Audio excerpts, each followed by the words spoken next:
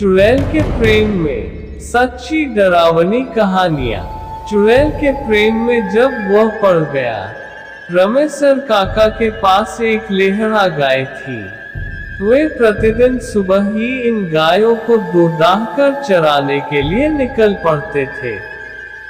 सुबह से लेकर शाम तक रमेसर काका गायों को लेकर इस गांव से उस गांव, तो कभी नदी किनारे, तो कभी कभी इस जंगल से उस जंगल घूमा करते थे और दिन ढलते ही गांव की ओर निकल पड़ते थे।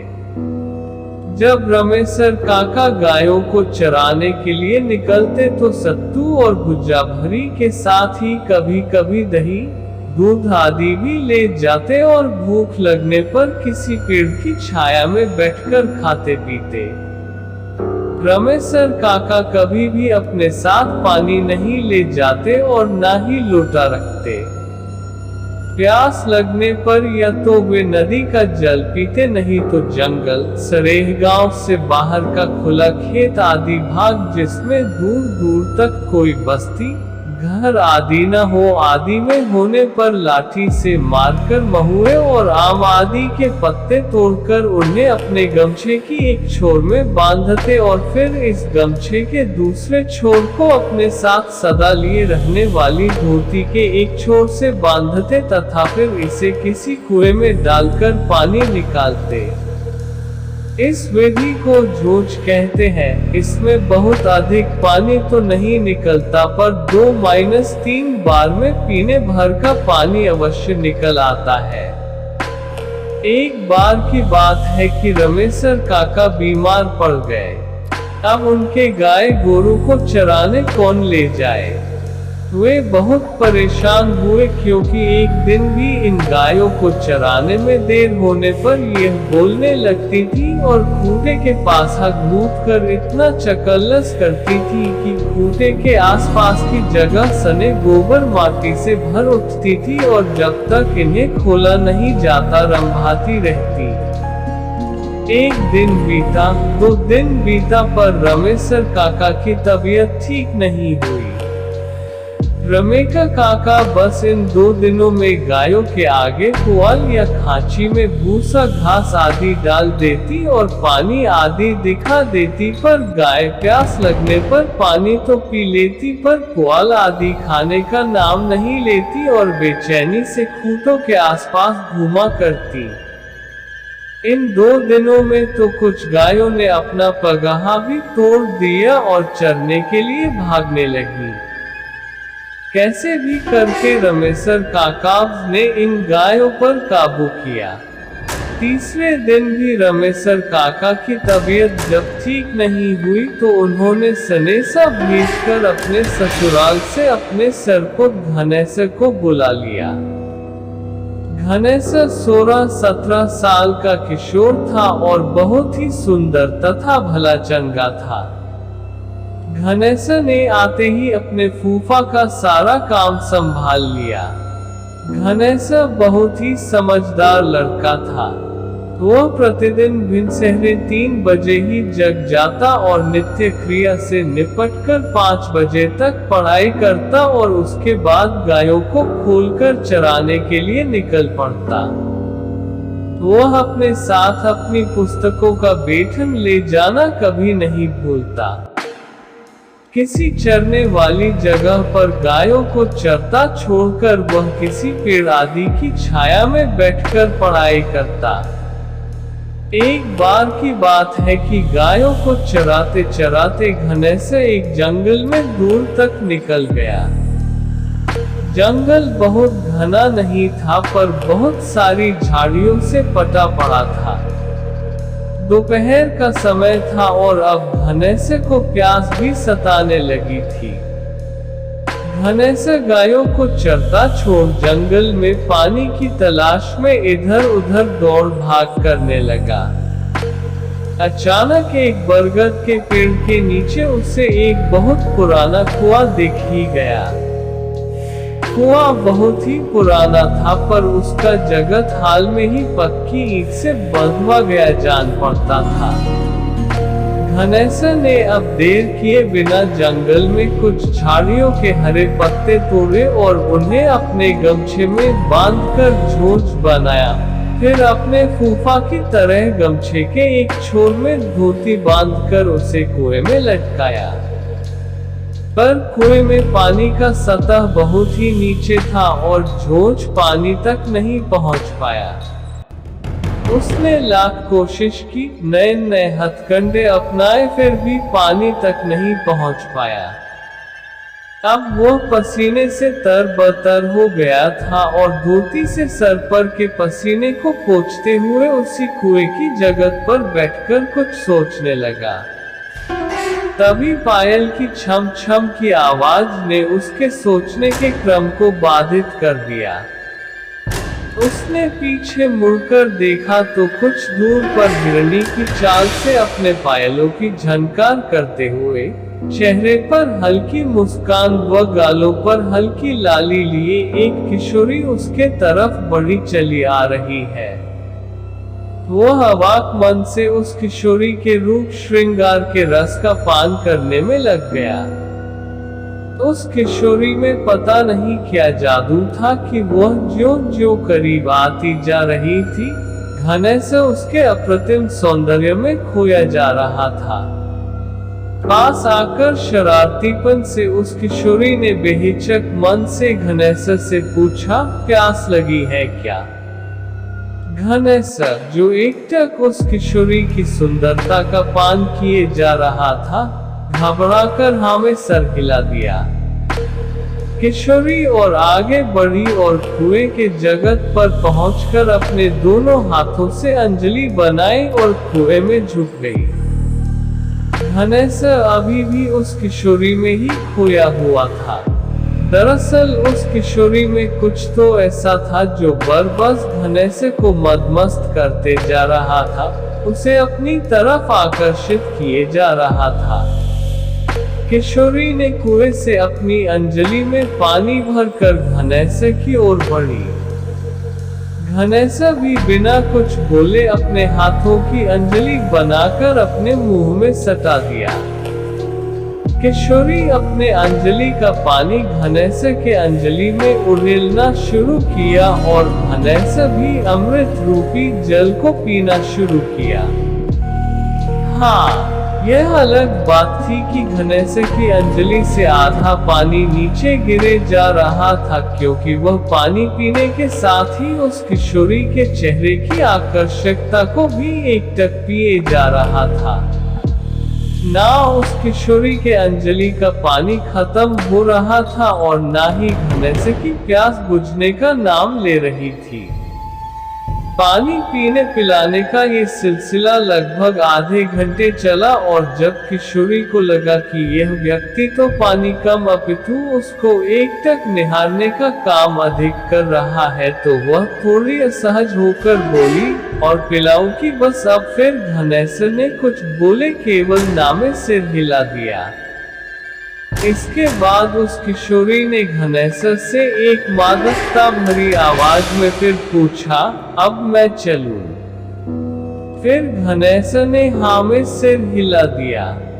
किशोरी फिर हिरनी की चाल से पता नहीं जंगल में कहाँ खो गई। घनैसा कुछ समय तक तो चुपचाप उस कुएं की जगह पर बैठा रहा और फिर अचानक पता नहीं क्या सूझा कि उठकर गायों की ओर चल दिया। गायों की दिशा में बढ़ते समय घनैसा कोई प्यार भरा गीत गुनगुना रहा था। गायों को लेकर घनैसा घर पहुंचा। आज वह बहुत खुश लग रहा था और रह रहकर कोई प्रेम भरा गीत छेड़ जाता था। उसकी भूख प्यास गायब हो चुकी थी और उसने अपनी बुआ के लाख कहने के बाद भी रात को कुछ नहीं खाया और अपनी खाट पर सोने चला गया। उसकी आंखों से नींद पूरी तरह से गायब थी और पता नहीं क्यों उसे एक खुशनुमा बेचैनी सताए जा रही थी। वह लेटे लेटे कभी कभी खाट से उठ जाता और कुछ गुनगुनाने के बाद या 2-4 कदम चहलकदमी करने के बाद फिर से खाट पर लेट जाता। उसे एकदम से समझ में नहीं आ रहा था कि वह क्या कर रहा है या उसके साथ ऐसा क्यों हो रहा है। अचानक वह जागते हुए एक स्वप्न देखने लगा और यह स्वप्न कुछ और नहीं, बस आज दिन भर के उसके कार्यकलाप थे। उसने अपने को गाय चराने के लिए जंगल में जाते हुए देखा, फिर कुएं की जगह पर बैठा देखा और फिर उस किशोरी का आना और उसे पानी पिलाना। इतना स्वप्न देखते ही या यूं कहे कि याद करते ही वह गदगद हो गया, पर आगे घटे घटना को याद करके कुछ तो ऐसा हुआ कि उसे काट मार गया और उसने थूक सटक ली। अचानक घनैसे को पता नहीं क्या सूझा कि वह डरकर उठकर बैठ गया। बिना देरी किए उसने सिरहाने रखी माचिस से एक तिली निकाला और पास में रखे ढेबरी को जला दिया।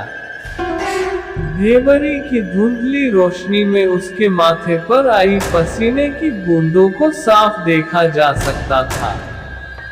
आप बता सकते हैं कि उसके साथ ऐसा क्यों हुआ? दरअसल उसके जेहन में यह सवाल कुरेद गया कि वह किशोरी इतने गहरे कुएं से अपने हाथ की अंजलि बनाकर पानी कैसे निकाल दी, और साथ ही उसने इतनी देर तक पानी पिया फिर भी उस किशोरी के अंजलि का पानी खत्म होने का नाम क्यों नहीं ले रहा था। उसने भूत प्रेत की बहुत सारी घटनाएं सुन रखी थी। उसके मुंह से अचानक निकल पड़ा, भूतनी। इसके बाद डरे सहमे घनैसे ने उस डिबाती ऐसे टिमटिमाना की लगे कि अब बुझ गया। ढेबरी के प्रकाश में ही बैठे बैठे रात गुजार दी। सुबह सुबह डरा सहमा घनैसे गायों को लेकर सरेह की ओर निकल गया। उसने मन में एकदम से सोच लिया कि अब भूलकर भी उस जंगल की ओर नहीं जाऊंगा, पर कहीं न कहीं उसके जेहन में उस किशोरी की यादें अंगड़ाई ले रही थी। न चाहते हुए भी उस किशोरी का अनुपम सौंदर्यवान चेहरा उसकी आंखों के आगे घूम जाता और अपनी आकर्षकता का एहसास करा जाता। सरेह में गायों को चरता छोड़ वह पास ही में एक सूखी गदही के किनारे एक आम के पेड़ के नीचे बैठकर उस किशोरी के बारे में सोचने लगा। उसे पता नहीं क्यों ऐसा लग रहा था कि वह किशोरी को काफी समय से जानता है, वह उसकी परिचित है। उस किशोरी का सौंदर्यपूर्ण शरारती चेहरा याद आते ही सहसा सहमा घनैसे मुस्कुरा देता। उस पेड़ के नीचे बैठे बैठे सोचते हुए घनैसे को पता ही नहीं चला कि कब सूर्य उसकी सर पर आ गया और डालियों पत्तों के बीच से उसके साथ आंख मिचौली खेलने लगा। घनैसे उठा और गायों की ओर चल दिया। गायों को हाँक हाँक कर एक पास करने के बाद फिर वह उस पेड़ के नीचे आ गया। पेड़ के नीचे आकर घनैसे ने कांधे पर रखी धोती को दोहराकर बिछा दिया और गमछे को सर के नीचे लगाकर वहीं लेट गया। सरेह में कुछ चरवाहे या किसान नजर आ रहे थे। डरने की कोई बात नहीं थी क्योंकि दिन था और उस सूखी गढ़ी के एक किनारे रजमतिया काकी पेड़ों पर से गिरे सूखी लकड़ियों को एकत्र कर रही थी। लेटे लेटे रत जगा किए घनैसे को पता नहीं कब नींद आ गई, पर नींद में भी वह सहमा सहमा दिख रहा था, पर कभी कभी उसके चेहरे पर एक एक मिनटी मुस्कान आ जाती। ऐसा लग रहा था कि वह किसी भूत और देवता की लड़ाई देख रहा है। भूत का विकराल रूप उसे डरा जा रहा था तो देवता का उस भूत पर हावी होना उसे हर्षित कर जा रहा था। सोए हुए घनैसे को पता नहीं क्या हुआ कि वह सकपका गया और उठ बैठा। दरअसल उसे ऐसा लगा था कि कोई मखमली उंगलियों को उसके बालों में पिरो रहा है और रह रहकर उसे सहला रहा है। आसपास में किसी को न देखकर उसे यह भ्रम लगा, पर वह फिर से सोया नहीं और बैठकर फिर से उस किशोरी के बारे में सोचने लगा। अचानक एक तेज हवा उठी और सरसराते हुए इसके इर्द गिर्द चक्कर काटने लगी। हवा के उस चक्कर में उसे एक अजीब प्रेम की अनुभूति हो रही थी। वह हवा धीरे से वह किशोरी मनकर उसके पास खड़ा हो गई और मुस्कुराते हुए बोली, कल से तुम मेरे ही बारे में सोच रहे हो ना? फिर से घनेश्वर ने थूक सटक कर हाँ में सिर हिला दिया। उस किशोरी ने खिलखिलाते हुए कहा, कोई अपनों से डरता है, मुझसे डरने की आवश्यकता नहीं। मैं आपको डराने नहीं आई हूँ, बल्कि अपनापन का एहसास कराने आई हूँ। इसके बाद पता नहीं क्यों घनेश्वर का डर कुछ कम हुआ और वह एकटक होकर फिर से उस किशोरी के अनुपम सौंदर्य का नेत्रपान करने लगा। ये सिलसिला कुछ देर चला और फिर से खिलखिलाती हुई वह किशोरी वहां से गायब हो गई। अब तो आए दिन घनेश्वर उस किशोरी के साथ काफी समय बिताने लगा। वे दोनों अब खुलकर एक दूसरे से बात करने लगे थे। घनेश्वर उसे इंसानी कहानियां, अपने गांव घर की बातें सुनाता और वो किशोरी अपने लोग की बात बताती, अपने जीवन के रोचकपूर्ण किस्से सुनाती। आखिर वे दोनों इतने करीब आ गए कि सदा के लिए एक साथ जीने मरने की कस्में खा लिए। क्या घनेश्वर उस भूतनी किशोरी को अपना पाया? आखिर वह भूतनी अपने लोग की कौन कौन सी बातें घनेश्वर को बताती थी? इन सब रहस्यमयी बातों से पर्दा इस कहानी के अगले और अंतिम भाग में उठ जाएगा। कैसी लगी यह बहुत ही काल्पनिक कहानी? अपने विचारों से अवगत कराएं ताकि मैं जल्द से जल्द इस कहानी को पूरा कर आप लोगों के समक्ष परोस सकूं। प्रेम से बोली, जय बजरंगबली।